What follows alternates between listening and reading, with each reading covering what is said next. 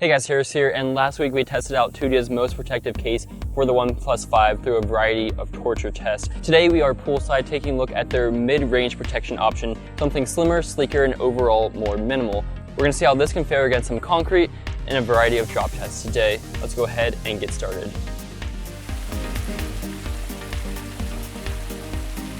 So the Merge is technically still two pieces, although it's much more out of form than function. The middle is a hard plastic, matte textured, and it feels really nice and soft. It will get a lot of fingerprints and oils as well as scratches and nicks along the way as you use it in your daily life, but if you're careful with it, it will stay clean without any problems.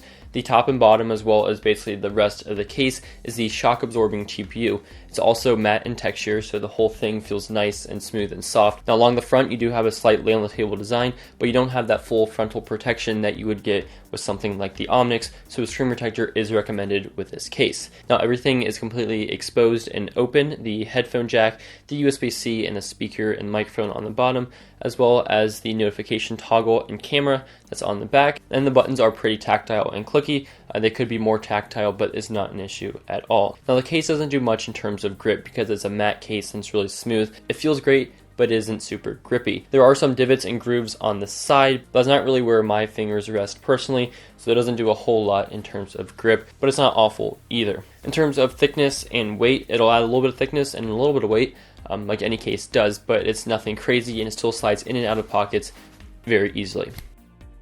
And comes in a few different color options if you want to mix and match. Alright, let's go ahead and get to the drops.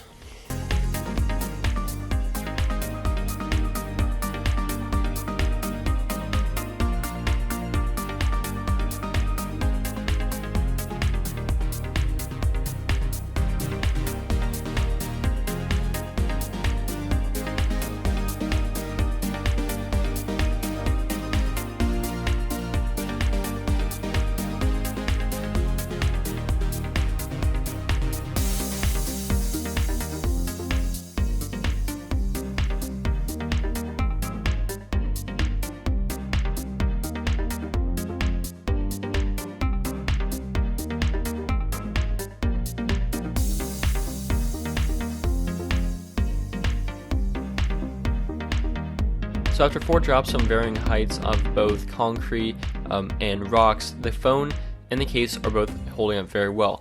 There's a very slight scuff on the perimeter of the camera lens, but certainly isn't a big deal, as well as a couple of nicks on the case that I could almost clean off completely, but not totally. The case held up very well against these drops, and as you can tell, is a definite champ for these type of drops. A screen protector would definitely be recommended as it doesn't have that front shield protection like the Omnix, but for a thin case like this that stays portable and minimal, it can definitely hold its own. Thank you guys very much for watching this video. If you enjoyed it, make sure to leave a like, and I'll leave a link to this case in the description. We've got one more of these coming up with an even thinner case. Until then, this is Harris. I'll catch you guys in the next one. Thanks for watching.